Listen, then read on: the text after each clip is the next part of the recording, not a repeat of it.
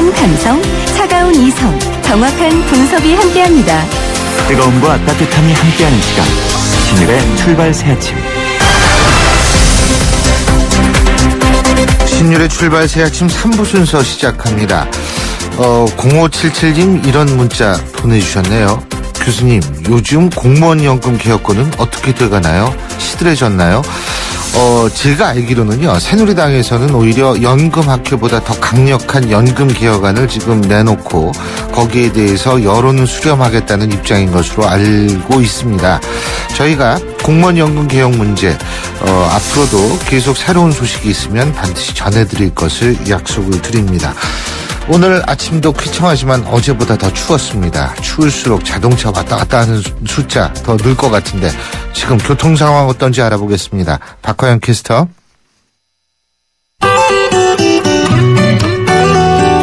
쌀쌀한 아침이 계속되고 벌써 10월도 중반을 넘어서고 있습니다. 바쁜 아침 시간 속 도로 곳곳으로 붐비는데요. 동작대로 수원이나 과천에서 서울 사당으로 넘어오시는 분들 남태령 고개에서 이수역 쪽으로 길게 밀리고 있고요. 반대 과천 쪽으로도 이수역에서 사당역 쪽으로 더딥니다. 고양시 화전에서 서울 수색을 지나 가자까지는 괜찮습니다. 하지만 이후로 성산로 들어서서는 밀리고 있는데요. 연인아들목에서 연세대 쪽으로 답답한 진행을 보입니다. 한편 분당 수서로는 외곽 쪽으로 수서와 복정 사이 3차로에 고장차가 아주 오랫동안 서 있습니다. 고장차 여파로 부근을 밀리고 있고요. 반대 청담대교 쪽으로는 장지 이전부터 탄천 1교까지 속도 내기 어렵겠습니다. 한 주의 중반을 넘어서고 있는 요즘 월요일과 화요일보다는 수요일인 오늘이 그래도 조금은 이동량이 적은 편입니다. 하지만 곳곳으로 돌발 상황이 발생하는 만큼 진행하실 때 주의를 하셔야겠고요. 강변북로 일산에서 구리 쪽으로는 양화대교에서 동작대교, 마주하는 올림픽대로는 여의도 쪽으로 밀립니다. 오늘 하루도 활기찬 하루 되시고요. 신일의 출발 새 아침 교통정보였습니다.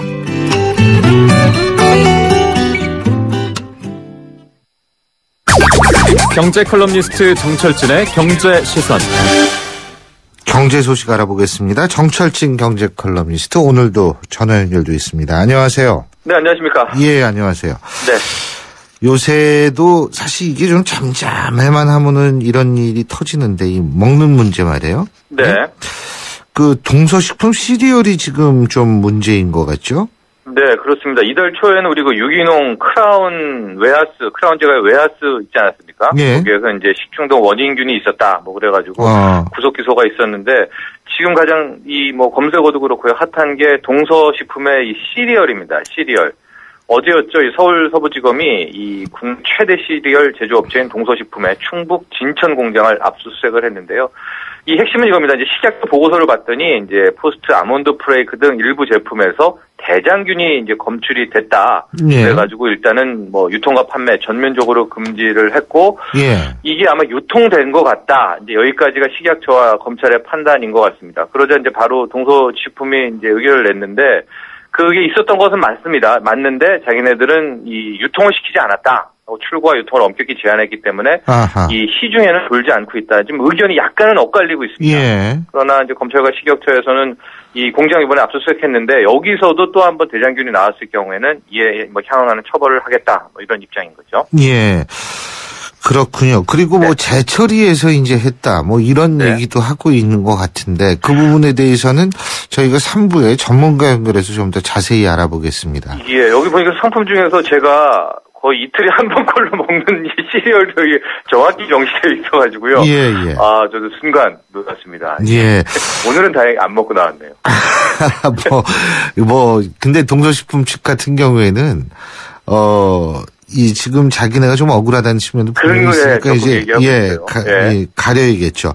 네. 그리고 저는 사실 이거 별로 놀랍진 않은데 세계 최상위 부유층 1%가 글로벌 자산 절반에 가까운 48%를 소유하고 있다. 네. 이거는 사실 글로벌 차원에서 이 빈부의 격차가 엄청나게 더 벌어지고 있다라는 얘기 아니겠어요? 그렇습니다. 그 옛날에 이제 지구가 총 10명이라면은 한 사람은 몇 명, 한 사람은 몇 명 그런 건데요. 정말 한 명도 아니죠. 몇 명이 이 세계 이 재산, 부를 다 갖고 있는 겁니다. 이렇게 보니까요. 가난한 하위의 이제 50% 인구가 갖고 있는 자산 총액은요. 전 세계 자산의 적어도 저는 이게 한 10%는 될 것 같은데, 예. 1%도 채 될까 말까 하고요. 상위 10%가 차지하고 있는 자산이 거의 90%에 육박을 하니까, 뭐 우리가 말로만 듣던 빈부격차, 부의 편중화, 심화 이런 게 거의 팩트로도 확인이 됐습니다. 이 보고서는요, 이 크레딧 스위스 은행의 2014 연례 보고서인데요. 아주 뭐 유명한 보고서입니다. 그러니까 이 자체에 대해서는 뭐 그렇게 시비를 걸 필요가 없을 것 같은데, 제가 여기서 좀 놀랐던 게 이 액수입니다. 돈의 액수인데 이제 전 세계로 따지는 겁니다. 예. 전 세계에서 한 정반 정도가 되려면은 얼마의 자산이 있어야 되나? 대략 얼마일 것 같습니까? 전 세계의 중간. 전 세계의 중간 1인당 개인 자산이란 말이죠. 네, 제가 볼 때 전 세계의 중반이면 재산이 어렵다. 3억. 아닙니다. 400만 원 정도입니다. 아이고. 왜냐하면 아프리카와 이쪽이 수준이 너무 낮기 때문에 평균적으로 따지면 400만 원만 갖고 있어도 절반에 되는데요. 그런데 세계적 차원의 중산층이 400만 원의 자산이네요. 그렇죠. 예. 그다음에 세계적 차원의 상위 10%를 들려면은 한 8천만 원에서 9천만 원이 있어야 됩니다. 재산이 1억 가까이가 있어야 세계적인 상위 10%가 되는 건데요. 예. 세계적인 상위 1%로 드는 하는 순간부터 좀 어려워집니다. 거의 9억이 되거든요. 그러니까 이 단계에 따른 진입 장벽은 되게 높은데 이런 전 세계적으로 따지면은 진짜 이 아프리카나 아시아 쪽에서 절대 빈곤층이 있다는 사실을 이제 역설적으로 이제 알려주는 거거든요. 그래서 그렇군요. 저도 그렇고 이제 청취자분들 막 돈 때문에 고민하시고 막 이런 잘 사는 사람들 보고 또 막 마음 아파하고 그러는데 전 세계적으로만 보면은 우린 다 이 중간급, 미들급 이상이다. 그렇군요. 살아가면은 예. 또 더 삶의 씩씩함 더해질 것 같습니다. 맞습니다. 네. 저희가 아까 2부에서 카카오 얘기 잠깐 했는데 이 네. 카카오톡 아직도 이 논란이 사그러들지 않고 있죠? 그렇습니다. 이제 이석우 대표의 감청 영장 불응 선언입니다. 이게 저도 실은 깜짝 놀랐었는데 뭐 얘기 많이 나누셨겠지만 실은 이제 한 3일 전쯤에 기자회견이 있었습니다. 다음 카카오에 이제 복합 상장을 하고. 근데 그때 당시에 이석우 대표는 실적법에 따르겠다 뭐 이런 식의 발언을 했거든요. 정부가 영장 청구하면 따라야지 어떻게 하느냐. 그랬다가 이제 그 이후에 대거 네티즌들이 비난이 쏟아지고 하루 이용자 수가 160만 건, 평균 160만 건 감소했거든요. 예. 그러니까 이제 어제가 이제 법안, 이 통합법인, 다음 거 통합법인 첫 번째 상장된 거래일 아닙니까? 그러니까 그 전날 저녁에 이제 이런 발언을 한 겁니다. 그 법적 처벌도 감수하겠다. 이렇게 발언을 하니까 이제 이 진정성이 많이 의심이 되는 거예요. 게다가 주가 관리하는 거 아니냐. 이런 얘기도 나오고 있고. 주가 얘기하니까 참. 다음 카카오가 황제주가 됐다며요. 그렇습니다. 어제는 8% 넘게 이제 폭등을 해가지고 기존에 코스닥 하시는 분들 늘 1등은 셀트리온이었는데 이제는 다음 카카오고 격차가 상당합니다. 그래서 다음 카카오가 당분간에 뭐 코스닥 황제주 1위 자리는 이제 이어갈 것 같은데 제가 보기에 주가는 어제 올랐을지 몰라도 현재 네티즌과 다음 카카오의 이용자들의 반응은 어제 막 이런 거의 뭐 법적 처벌도 감수하고 싸우다가 프라이버시를 지키기 위해 싸우다가 정부와 싸우다가 감옥을 가도 좋다 막 이런 좀 잔다리크식 발언을 했는데도 불구하고 전혀 마음은 달래지고 있는 것 같지는 않거든요. 예. 그래서 제 생각에도 오히려 다음 카카오가 이런 어떤 감정적으로 호소하는 것보다는 기술적으로 더 빠르게 뭐 암호화 코드를 프라이버시 모드를 강조한다든가 뭐 이틀 3일 내에 정말로 다 서버에서 삭제를 한다든가 어떤 이런 기술적으로 이 프라이버시 모드를 확대하면서 법과의 충돌을 뛰어넘어서 이렇게 하는 쪽에 발전과 개발을 하는 게 좋지 막상 이렇게 되니까 무슨 이 정부와 맞서 싸우고 법을 위반하면서 뭐 하겠다 뭐 이런 이미지를 주지 않습니까? 그쪽 고문 변호사였던 분이 말씀하시기를 뭐 그런 거는 아니고 소극 감청 거부한다기보다는 소극적으로 감청 장비가 없대요 실제로 다음 카카오에. 그렇습니다. 감청 영장이 나오면 그냥 가만히 있으면 된다는 거예요. 그러면 그거는 사실 공권력에 대한 저항은 아니다. 뭐 이런 해석도 있는 모양이던데. 네. 어쨌든 어제 그제밤에 또 발언이 맞습니다. 너무 성급하지 않았냐, 너무 감정적이지 않았냐. 왜냐하면 대다수국민이 좀 오해를 할 수가 있거든요. 그렇죠. 네. 황제주. 이야, 참. 오늘 말씀 여기까지 듣죠. 고맙습니다. 네, 감사합니다. 예, 지금까지 정철진 경제 컬럼니스트였습니다.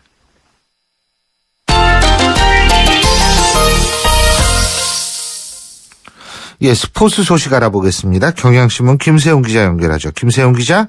네, 안녕하세요. 예, 어제 프로야구에서 대기록들이 우르르르 쏟아졌다고 그러는데 모두 넥센에서 나온 거죠? 그렇습니다. 20승 투수, 50개 홈런, 100득점에 100타점. 기록 하나 보기도 상당히 진귀한 기록들인데요. 이 기록이 한 하루 만에 쏟아졌고요. 말씀하신 대로 모두 주인공이 넥센 선수들입니다. 어제 넥센이 롯데를 부산에서 12대 4로 크게 대파를 했는데요. 선발 투수 베네켄 6이닝 동안 7안타, 삼진 9개 1실점으로 틀어막으면서 시즌 20승째를 거뒀습니다. 예. 우리나라 프로야구에서 시즌 20승 투수가 나온 게 7년 만에 이번이 처음이었고요. 그리고 넥센의 강타자 박병호 선수 어제 시즌 50홈런 그리고 시즌 51호 홈런 이렇게 홈런 2개를 쳤습니다. 50홈런 고지에 올랐는데요. 2003년에 이승엽이 56개, 심정수가 53개 달성한 이후에 11년 만에 나온 50홈런이고요. 선수로서 따지면은 이승엽, 심정수에 이어서 한 시즌 50홈런을 친 세 번째 선수로 박병호가 됐습니다.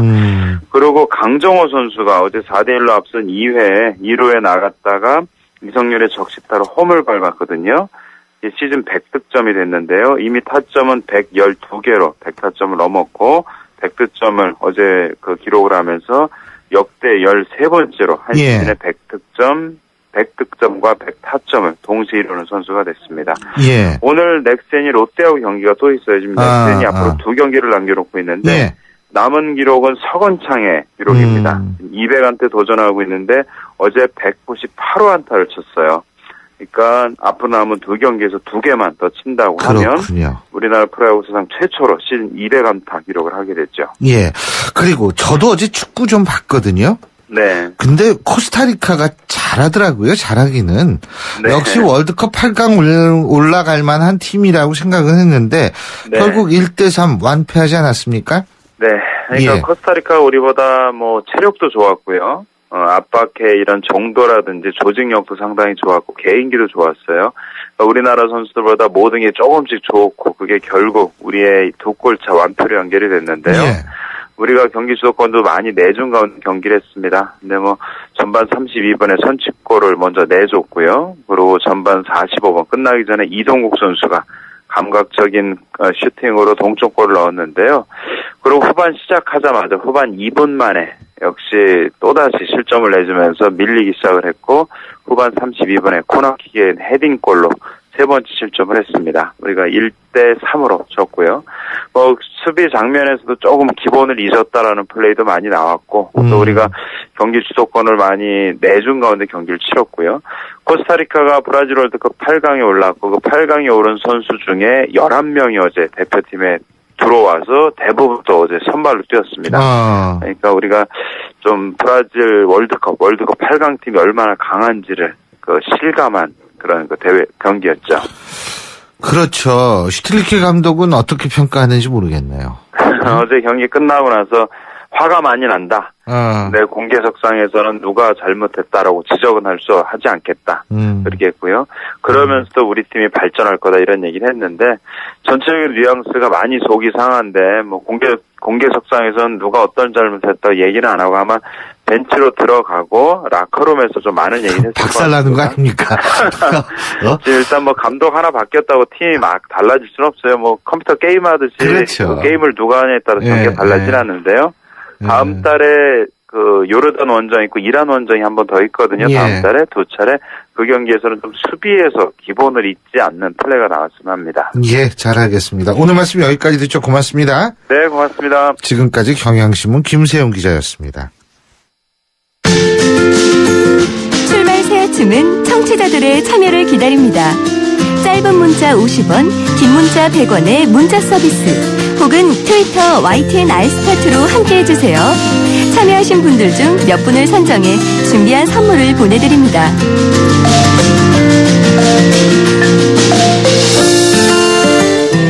저희가 앞서 경제 문제 다룰 때도 잠깐 얘기를 했었습니다만 동서식품의 시리얼이죠. 포스트 아몬드 프레이크에서 대장균균이 검출됐다고 합니다. 바쁜 아침에 시리얼 드시는 분들 정말 많으실 텐데 정말 놀라시고 이거 어떻게 해야 되지? 이렇게 생각하시는 분도 많을 것 같습니다. 물론 동서식품은 재검사 과정에서 문제가 없을 때만 판매했다. 이렇게 해명하고 있습니다. 자, 그래서 오늘은 이 문제에 대해서 한국소비자연맹 정지연 사무총장 연결해서 얘기 좀 들어보겠습니다. 정 총장님. 네, 안녕하세요. 안녕하세요. 네. 이 문제 어떻게 소비자 면에서 심각하게 봅니까? 네, 이제 이번 사건이 2014년 정말 대한민국에서 일어난 일인가 기를 의심하는 분들 많을 텐데요. 동서식품이 이제 시리얼 제품을 생산하면서 자체 품질 검사를 통해서 대장균을 확인하고도 이제 바로 폐기하지 않고 재가공해서 판매한 사건인데, 거기에 불량품을 새로 만들어진 시리얼 제품에 10%씩 투입하라는 내부 지시까지 확인되면서 이제 논란이 확산되고 있고요. 이게 정말 무허가 불량식품을 제조하는 업체도 아니고 동서식품 정도 되는 회사에서 이런 일을 했다는 게 사실 이제 소비자 입장에서 굉장히 놀랍다고 보여집니다. 좀 충격적이라고 보여집니다. 예, 그렇군요. 좀 심각하다. 근데 동서식품 같은 경우에는요, 이게 실제로 문제가 될 것이 없다라는 입장 아니겠어요? 그러니까 제가 듣기로는, 제가 뭐 잘못 알고 있는지 모르겠습니다만, 대장균이 검출된 거를 다시 열처리하면 대장균이 없어지고 그런 제품을 다시 팔아서 문제가 없다는 얘기 아니겠어요? 네, 이 동서식품의 해명이 소비자들을 더 분노하게 하는 것 같습니다. 이제 동서식품 측이 대장균 같은 것은 생활 도처에 많이 있고 대장균에 오염된 것을 다 버리기엔 그 양이 너무 많다. 살균 처리로 재가공하면 아무런 문제가 되지 않고 출고 전에 검사를 실시했기 때문에 법적인 하자가 전혀 없다고 주장을 그렇죠. 하고 있는데, 그 자체가 사실은 말이 안 되는 거죠. 왜요? 대장균이라는 거는 환경 자체가 위생적이지 않은 상태에서 발생을 한 거기 때문에 이걸 전량 폐기하지 않고 이거 다시 뭐 재사용한다는 거는 식품에서 있을 수 없는 일입니다. 아, 그렇군요. 단호하게 말씀해 주시네요, 그냥. 예. 그렇다면은, 이거는 그 과정이 문제라고 지금 말씀하셨죠. 그렇죠? 네. 그 식품 만드는 공정 과정에서의 비위생적인 요소가 있을 가능성이 있다. 이렇게 이해해도 되는 겁니까? 그렇다면? 그렇죠. 네. 예. 그런데, 지금 현재 유통이 돼도 법적인 문제는 그럼 없는 거예요? 이 사건 같은 경우에는 지금 이제 식품위생법에 적용을 받는데요. 이제 식품위생법에서는 이제 시리얼에서 대장균이 검출될 경우 업체가 그 사실을 보고하고 제품을 사용 판매를 중지하도록 규정을 하고 있습니다. 만일 업체가 이제 자체적인 품질 검사를 한 뒤에 부적합한 결과를 보고하지 않거나 허위로 보고할 경우에는 5천만 원 이하의 과태료를 부과하도록 그렇게 규정을 하고 있습니다. 그렇군요. 지금 소비자들이 그렇다면은 동서식품한테 조금 더 이 과정, 식품 제조 과정을 위생적으로 해야 된다라는 압력을 가해야 된 필요성이 있다고 보십니까? 그건 매우, 그건 그렇죠. 식품회사에서 굉장히 기본적으로 굉장히 중요한 문제이기 때문에. 그렇죠. 그런 규정 자체를 어기고 이거를 다시 재사용하고 했다는 거는 기본적인 부분들을 어긴 거기 때문에 있을 수 없는 일이라고 보여집니다. 그렇다면 소비자들은 어떻게 행동해야 된다고 보세요? 네, 일단 시리얼이 이제 바쁜 현대인들에게는 이제 식사 대용이기도 하고, 이제 학생들이나 어린이들 간식으로도 많이 찾는 제품이기 때문에 휴유증이 사실 이제 상당할 것 같고요. 식품회사의 이제 위생관리에 문제가 있고 그 기업의 대응에도 이제 신뢰할 수 없는 상태이기 때문에 이제 소비자들이 지금 인터넷을 중심으로 이제 불매운동을 벌이고 있는데, 이 불매운동은 이제 기업에 경고를 주기 위해서는 이제 소비자 입장에서 매우 효과적인 행동이라고 생각을 합니다. 예. 그리고 법적 차원의 조치도 지금 우리 정 총장님 말씀대로라면 있어야 되는 거 아니겠어요?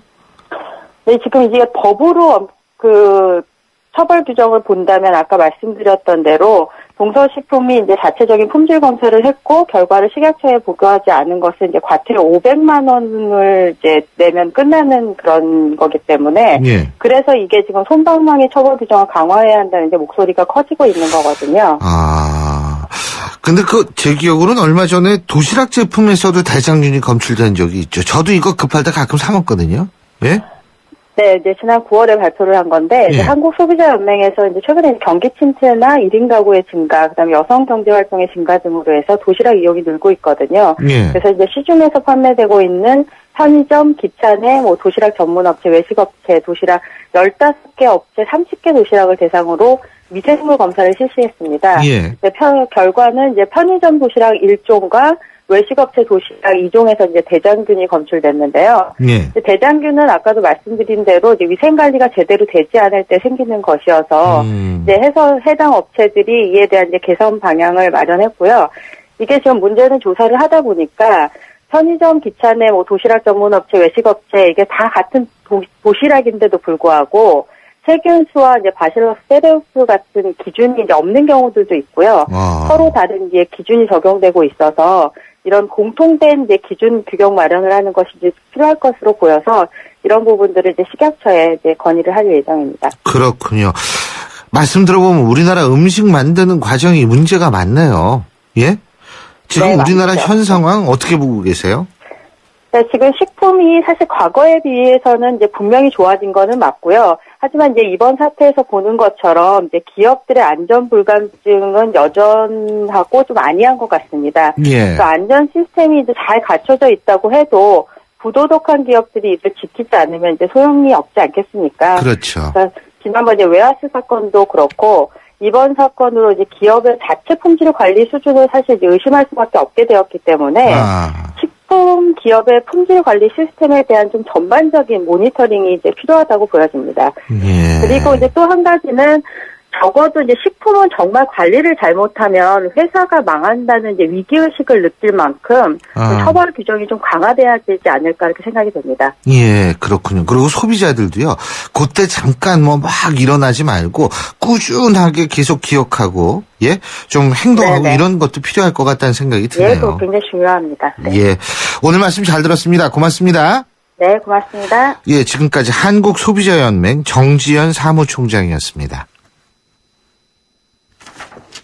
신율의 출발 새 아침 3부 순서는 여기까지고요. 잠시 뒤 4부 빅데이터인 뉴스에서 뵙겠습니다. 인천 지역 맞춤형 일자리 창출 지원 사업. 인천 지역에 맞는 맞춤형 교육을 통해 준비된 인재가 지역의 관련 기업으로 취업하는 사업입니다. 취업 희망자는 채용 희망 기업이 원하는 기술이나 지식을 배울 수 있어서 좋고, 채용 희망 기업은 기업이 원하는 능력을 갖춘 취업 희망자를 뽑을 수 있어서 좋은 인천 지역 맞춤 일자리 창출 지원 사업. 자세한 사항은 인터넷 홈페이지 injob.or.kr에서 확인하실 수 있습니다. 이 캠페인은 고용노동부, 인천광역시, 사단법인 인천벤처기업협회와 함께합니다. 대한민국 사장님들, 이보영이에요. 사업하면서 힘든 일 참 많으시죠? 이젠 노란 우산 공제 꼭 챙기세요. 갑작스레 소나기가 와도 우산 하나 챙겨놓으면 걱정 없잖아요. 소득 공제는 물론 복리 이자에 목돈 마련 저축도 되고 법으로도 보호되니까 노란 우산 공제 하나면 마음이 든든. 50인 미만 소기업, 10인 미만 소상공인 사장님이라면 누구나 가입하실 수 있대요. 창업할 때 가장 먼저, 사업할 때 가장 가까이. 참 든든한 동행, 노란 우산 공제. 이 캠페인은 중소기업 중앙회와 함께합니다.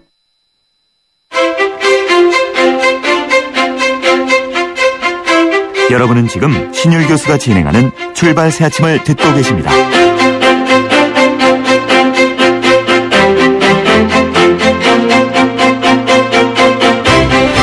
신율의 출발 새 아침 4부 순서 시작합니다.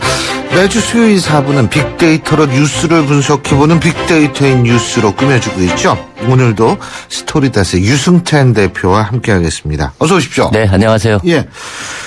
노벨상 얘기가 계속 긴급 뉴스로 전해져요. 네, 그렇죠. 근데 뭐 이거는 사실 전 긴급하다고는 생각을 안 하지만 그래도 각종 언론사에서 전부 긴급하게 보도를 해줘서. 예, 하나의 문화죠. 그렇죠. 전 세계 언론이 타전을 한다 그러죠. 타전. 그렇지. 네. 옛날에는 사실 모로 뚜뚜뚜뚜 했는데. 네, 아직도 이제 타전이라는 말을 그렇죠. 쓰죠. 노벨상에 관해서는. 노벨상. 여기 SNS 상에서도 많이 언급이 되고 있죠. 네, 뭐 아주 많지는 않았는데 네. 그래도 지난 일주일 동안은 이 노벨상에 대한 언급한 문서가 한 36,000건 정도 검색이 됐고요. 이야, 36,000건. 예, 전체 연관은 1위가 일본이었습니다. 올해는. 예. 뭐 이유는 대략 짐작이 가실 텐데요. 예. 이번에 노벨 과학상, 물리학상이라고 하죠. 예. 일본인 교수 3명이 공동 수상했잖아요. 예. 그렇죠. 나카무라 슈지, 아카사키 이사무, 이마노, 히로시. 네. 이름이 참 쉽지 않네요. 예. 맞습니다. 예. 이마노. 그래서 청색 발광 다이오드, 지금 LED 기술로 공동 수상을 했는데요. 여기에 대해서 이제 일본엔 노벨 과학상 수상자가 많이 나오는데 우리나라는 왜 없는지 여기에 대한 이제 한탄 섞인 이야기들이 좀 많이 퍼졌습니다. 예. 예를 들어서 아시안 게임 금메달 숫자는 한국이 일본보다 압도적으로 많은데 예. 노벨 과학상은 19대 0입니다. 뭐 이런 얘기도 나왔고요. 예. 그래서 수상 부문별로 보면 아무래도 노벨 평화상 언급이 가장 많았고요. 예. 그 다음에 노벨 과학상, 그 다음에 노벨 문학상 순이었습니다. 아, 그렇군요. 근데요, 우리나라도 제가 볼 때는 앞으로 장기적으로 보면 많이 나올 거예요. 왜냐하면은 이 수학이나 물리나 화학이나 생물 이 기초가 굉장히 중요한데 지금 우리나라에서 이과하는 학생들이 아주 우수한 학생들이 다 수학과 생물학과 이런 데 많이 지원을 하기 때문에 장기적으로는 저는 좀 잘 될 거라고 봅니다. 근데 우리 세대가 사실 조금 그 비인기학과에 속해 있었잖아요. 기초과학 분야가. 그래서 지금 이제 그 현상이 이렇게 나오는데 이제 시대가 바뀌면 저는 좀 긍정적이 되지 않을까. 이번에 일본인 교수도 이제 과학제에 대한 대우 문제로 비판적으로 얘기를 해서 그러더라고요. 일본 과학자 대우. 그렇죠. 예. 그분이 아직 우리나라 안 와보셨나? 그렇죠. 그런 거죠. 아니 그분은 이제 미국으로 아예 가버렸죠. 아, 그러셨고요. 예, 우리나라는 더 할 텐데. 인물연관어는 어떻게 나왔습니까? 일단 노벨상 그 수상자의 그 가장 뜨거운 화제였죠. 17세 소녀. 이 파키스탄의 그 말랄라 유사푸자? 예. 유사푸자이. 예, 유사푸자이. 예. 17세 소녀 최연소였죠. 예. 여성 교육 운동을 펼친 것으로 알려졌는데요. 근데 정작 또 이 파키스탄 언론에서는 왜 받아야 되는지 모르겠다는 이제 비판적인 기사가 나와서 탈레반은 지금 살해 위협까지 안 되는 거 아니에요? 그랬다고 그래요. 그래서 이제 이 노벨상 아무래도 평화상이 가장 좀 정치적인 의미를 많이 띈 상이잖아요. 예. 그래서 2위는 반기문 유엔 사무총장이 올랐고요. 아하. 네, 3위는 프란치스코 고양이 올랐습니다. 예. 이게 이제 뭐 노벨 평화상에 받을 만한 사람들이다. 뭐 이렇게 언급이 좀 됐던 거고요. 예. 4위는 우리들에게 이제 어두운 상점들의 거리라는 소설로 많이 알려져 있었던 좀 늦게 노벨 문학상을 수상했죠. 그 패트릭 모디아노가 차지했습니다. 예. 그래서 지금 서점가에서 그 모디아노 책을 펴낸 출판사들이 때 아닌 호황을 누리고 있다고 하는데요. 네. 그렇군요. 아무래도 노벨상 특수는 출판사들이 많이 누리는 것 같습니다. 맞습니다. 그리고 5위는 잠깐 반짝하죠. 예. 노벨상과 함께 항상 논란이 됐던 우리 김대중 전 대통령이 차지했습니다. 그렇군요. 노벨상 심의연관어 1위가 염려였다라고 말씀하셨는데. 네. 예. 한때 일본 헌법 구조가 노벨상의 유력한 후보라는 소문이 퍼졌습니다. 일본 헌법 구조가 이제 중립과 불가침, 평화주의 원칙을 청명한 평화헌법이죠. 예. 이를 두고 이제 일본의 재무장을 염려한 노벨위원회의 결정이라는 말이 좀 많이 퍼지면서 일본 헌법 구조가 받는 게 아니냐 이러면서 염려하다라는 말이 그래서 이제 올랐고요. 예. 그리고 보상이라는 말도 높은 순위에 올랐는데 이는 이제 아까 말씀드렸듯이 일본 과학자들 내가 개발한 기술에 대한 보상이 너무 인색하다며 소송을 제기했던 일본인이 결국 미국으로 기화했는데 오늘 그가 노벨상을 받았다. 뭐 이런 얘기들이 좀 많이 퍼져나갔습니다. 그렇군요. 사실 그 일본 평화헌법 같은 건 노벨상 줄 법도 한데. 그렇죠. 요즘처럼 이렇게 또 이거를 안 줬다는 이유가 궁금해지네요. 그러니까 노벨 평화상의 문제가 자꾸 불거지는 거예요. 너무 눈치 보는 거 아니냐. 그리고 좀 약간 좀 자극적인 것도 좀 있고요. 그러니까 그냥 밀어붙였어야 되는데. 그리고 저희가 오늘 2부에서도 카카오톡 논란에 대한 입장을 살펴봤는데 이게 국정감사 통해서도 계속 이게 어떻게 좀 다운이 안 돼요. 네, 가장 뜨거운 이슈였습니다. 그러니까 사실 노벨상 언급량의 10배 가까운 한 30만 건 정도가 언급이 됐거든요. 예. 카카오톡 그 키워드만 그렇게 많이 언급이 됐고 연관된 키워드들을 포함하면 훨씬 더 많겠죠. 그러니까 그래서 아무래도 이제 다음 카카오의 대응이 처음과 좀 나중에 좀 달랐지 않습니까? 처음에는 영장이 오면 줄 수밖에 없지 않느냐 이런 입장이었다가 이 감청 영장은 불응하겠다 이런 강수를 좀 두지 않았어요. 다음 카카오 대표를 비롯해서 이쪽도 법률가가 아니기 때문에 감청 영장하고 압수수색 영장을 구분을 못했어요. 제가 볼 때는. 그렇죠. 그러니까 감청 영장은 영장이 와도 감청할 수 있는 방법이 없기 때문에 그건 가만히 있으면 된대요. 그냥. 그렇죠. 그것도 있고 감청은 사실 이게 법률에 보면 이 동시 시간대라고 돼 있어요. 맞아요. 동시 시간대. 근데 이게 갑자기 유 대표님이 법률가처럼 보이네. 이게 몇 년 전에 이게 동시 시간대를 규정하기 굉장히 애매한 부분이 좀 있잖아요. 그래서 이제 아무튼 그런 이 법률적인 그 틈새를 카카오톡에서 이제 이 반전의 카드로 사용했다 이렇게 볼 수 있을 것 같고요. 그리고 이제 또 포탈과 검찰이 대책회의를 가졌다는 사실이 폭로되면서 이게 또 확산되는 이제 이런 양상을 보이고 있는데요. 그 네이버 밴드 여러 가지들이 지금 나오고 있어요. 예. 그래서 이 검열 문제들이 지금 텔레그램 같은 이제 뭐 사이버 망명 문제와 더불어 가지고 이게 아무래도 이제 SNS를 사용하는 사람들이기 때문에 더 민감하고 우려하는 목소리도 점점 커지고 있다 이렇게 볼 수 있겠습니다. 맞습니다. 개인정보라는 거는 물론 중요하죠. 하지만 잘못된 정보로 오버하는 것도 좀 문제지만 사실은 실시간 모니터링하고 또 실시간 감청이나 뭐 실시간 이 검열하고는 좀 다르다는 거예요, 또. 그렇죠. 모니터링은 할 수 있죠. 모니터링은 할 수 있다는 거죠. 저는 이것이 이제 검찰이 굉장히 미숙하게 지금 대응을 했다. 오히려 저도 검찰이 좀 그런 면이 있다고 봐요. 너무 좀 뭐랄까 보여주기식 대응 이런 그렇게 할 일이 아니지 않습니까? 그러니까 한쪽에서 좀 잘못된 오버를 하니까 또 다른 쪽에서 잘못된 오버를 할 수밖에 없는 상황이죠. 자, 그러면 여기서 주간 인물 언급량 순위 알아보겠습니다. 먼저 6위부터 10위까지 알아보죠. 김성은 아나운서.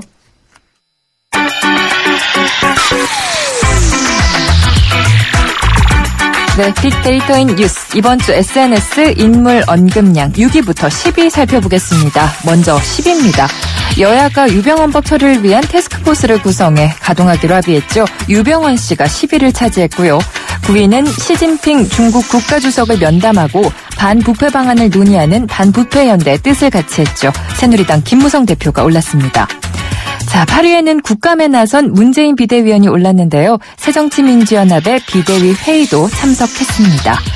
7위는 5년 만에 컴백 콘서트를 여는 가수 서태지가 차지했네요. 그럼 여기서 퀴즈입니다. 이번 주 주간 인물 언급량 6위는 누굴까요? 힌트는요. 이 사람 40일 만에 얼굴을 드러냈네요. 40일 만에 컴백한 인물. 굉장히 어려운 힌트죠? 예. 몸이 아주 비대한 인물 누구일까요? 교수님의 초미의 관심사였죠. 예. 네. 그렇죠. 김정은이었죠. 네. 예, 맞습니다.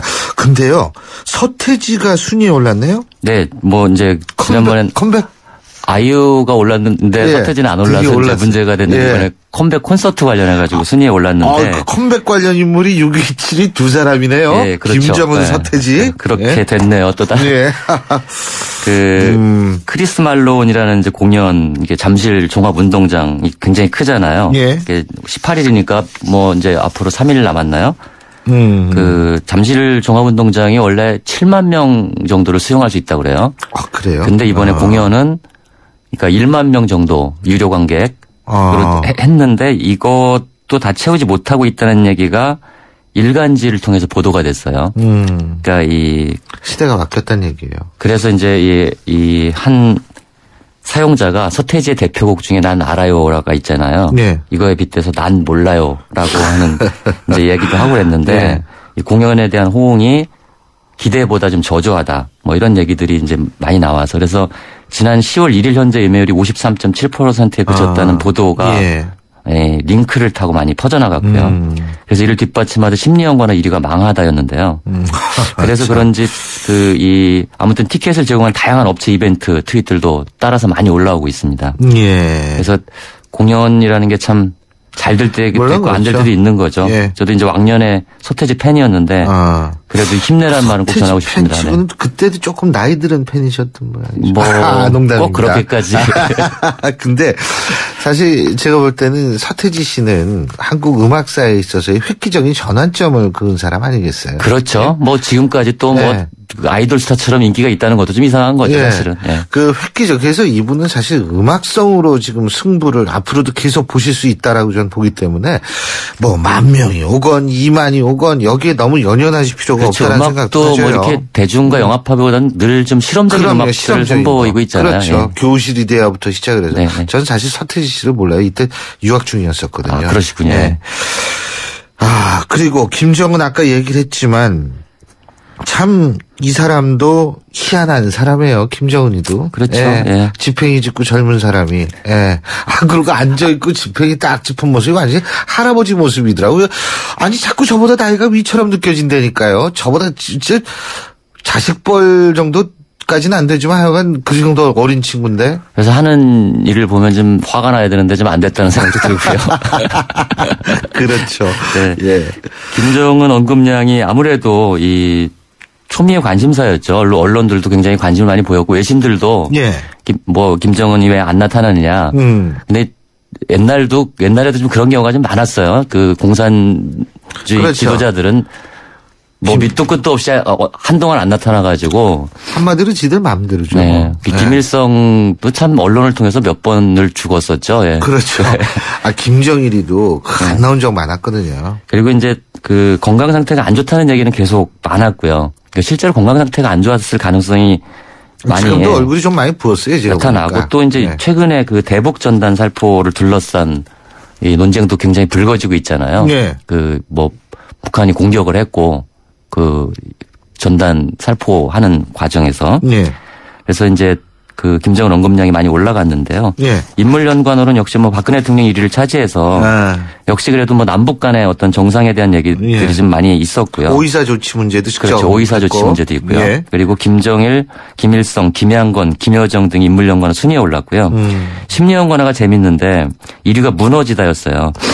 아니 김정은이 안 나오니까 북한이 뭐 무너지는 거 아니냐. 아하. 그리고 뭐 평화라는 얘기도 나오고 평화에 대한 걱정, 파국, 무섭다 등이 올라와서 예. 북한 체제의 어떤 급격한 변화에 대한 우려의 목소리들이 좀 많이 나왔습니다. 그렇군요. 자, 그러면 1위부터 5위까지 또 알아보죠. 김성은 아나운서. 네, 빅데이터인 뉴스 이어서 5위부터 1위 살펴보겠습니다. 5위는 제2롯데월드의 안전 문제 그리고 서울시립대 겸임교수 문제로 난처한 상황에 빠진 박원순 시장이 올랐고요. 4위는 검열 정국과 관련해 검색량이 늘어났습니다. 박정희 전 대통령입니다. 3위는 노무현 전 대통령인데요. 역시 사이버 검열 정국과 관련해 높은 순위에 올랐습니다. 이번 주 2위는 차승원 씨입니다. 찬화 씨의 친부가 차승원 씨를 향한 소송을 취소했죠. 지난주에 이어 높은 순위에 올랐습니다. 이번 주 1위는 박근혜 대통령입니다. 박근혜 정부에서 카카오톡 등 전기통신 압수수색이 큰 폭으로 증가했다는 지적이 나오는 등 경찰의 카카오톡 압수수색과 관련해 1위를 차지했습니다. 예. 차승원 씨가 하여간 굉장히 고공행진을 합니다. 네, 맞습니다. 그 많은 여성들이 젊을 때에는 외모로 반했고 나이가 들어서는 마음에 반했다는 얘기를 듣고 있는 분. 아주 네. 남자 입장에서 볼 땐 부러운 분입니다. 네, 아주 뭐 정리를 정확하게 하신 것 같은데요. 아무래도 이제 이 SNS에서 좀 네거티브한 이슈들이 좀 많이 맞아요. 터지는데 예. 오랜만에 훈훈한 이야기가 나온 거 아니겠어요? 그러니까 이 차승원 씨 같은 경우는 이제 그 뭔가 날씨도 좀 쌀쌀해지는데 따뜻하고 훈훈한 얘기가 나오니까. 그렇죠. 좀 있으면 이제 구세군이 종은 들고 거리에 있을 텐데. 그렇죠. 예. 남자들, 여성들은 뭐, 여성들도 많이 이제 반했고. 예, 그렇죠. 남자들이 봐도. 예. 멋지구나. 뭐 이런 이제 느낌을 갖게 만든. 그럼요. 지금 우리 유 대표님 밖에 보세요. 우리 작가님하고 PD 세 여성분이 난리가 났습니다, 지금. 예. 네. 그렇군요. 예. 어쨌든 그런 걸 반영하듯이 긍정어 분포가 무려 91.2%. 제가 예. 인물 긍정어 분포는 가장 높지 않았나. 그러니까 부정적인 얘기 그렇죠. 거의 없었다는 얘기죠. 맞습니다. 그러니까 그래서 뭐 믿다, 훌륭하다, 멋지다, 좋은 사람 뭐 이런 등 연관어들이 이제 연관어 상위권에 올랐고요. 그리고 이제 친부 소송을 결국 취소하지 않았습니까? 그렇죠. 그래서 어떤 얘기가 많이 퍼졌냐면 뭐 찬호와 친부 소송 취하했다고 이 사람 은혜 갚는 제비였네요. 차승원을 차보살로 만들고 본인은 장렬히 전사했다. 뭐 이런 얘기들까지 예. 퍼져서 아주 독특한 해석.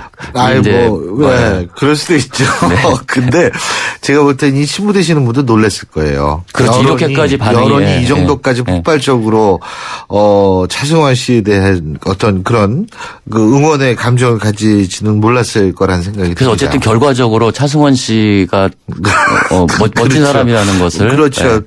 아주 짧고 굵게 보여준 거죠. 보여준 거죠. 네. 예. 언제 한번 차승원 씨도 한번 만나봐야겠네요. 예. 근데 진짜 마음이 되게 따뜻해져요. 그리고 가족이라는 것이 어떠한 것인가. 그 가족의 탄생이라는 영화가 예전에 있었는데요. 네. 그게 이제 새로운 가족에 있어서의 어떤 가능성을 보여주는 영화다라는 건데 제가 볼 땐 차승원 씨 문제로 우리 사회에서의 이 가족에 관한, 가족의 사랑에 관한 근본적인 생각을 할 수 있는 계기를 마련해줘가지고 좀 굉장히 참 고맙다는 생각이 들어요. 친부 차승원 두 분 다 모두에게. 네, 맞습니다. 네. 예. 네.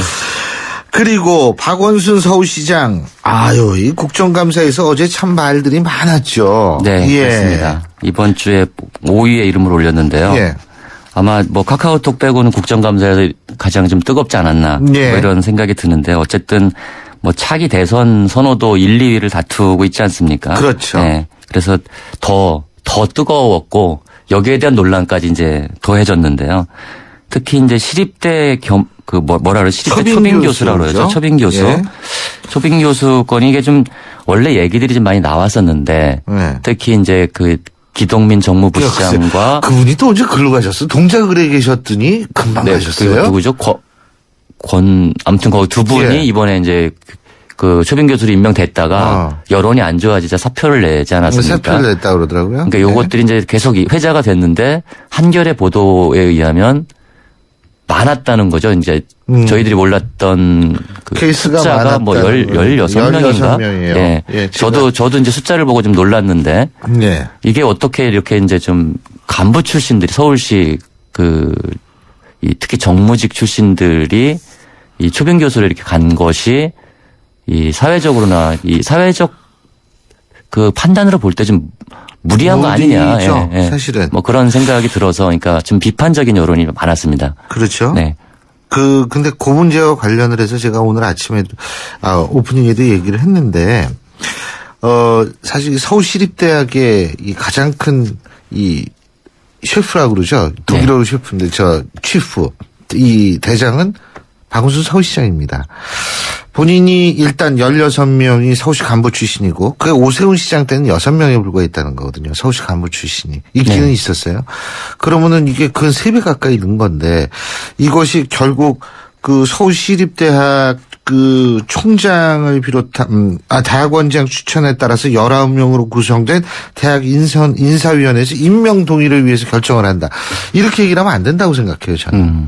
왜냐하면 시민운동을 하신 분이고 시민운동은 어떤 분야보다 도덕성이 높은 건데 조금 책임지는 자세를 사과는 해야 되는 거 아닌가라는 생각이 그렇죠. 그러니까 이번에 여기에 대한 어쨌든 뭐 국민 정서상 숫자가 좀 많지 않습니까? 맞습니다. 네, 여기에 대해서는 뭔가 좀 더 겸허하게 돌아보는 이런 태도가 있어야 될 것 같고요. 그렇습니다. 최근에 또 아마 이 국감 이슈 때문일지도 모른다는 생각이 드는데 최근 그 민주당 새정치연합 서울시당 토론회 참여해서 새정치연합을 아주 강도 높게 비난을 했어요. 박원순 시장이. 네, 그것도 이제 얘기들이 많이 됐죠. 네. 알겠습니다. 오늘 말씀 여기까지 듣죠. 고맙습니다. 네, 고맙습니다. 지금까지 스토리닷의 유승찬 대표였고요. 신율의 출발 새 아침 수요일 순서는 여기까지입니다. 전 내일 오전 7시 10분에 다시 찾아뵙겠습니다. 고맙습니다.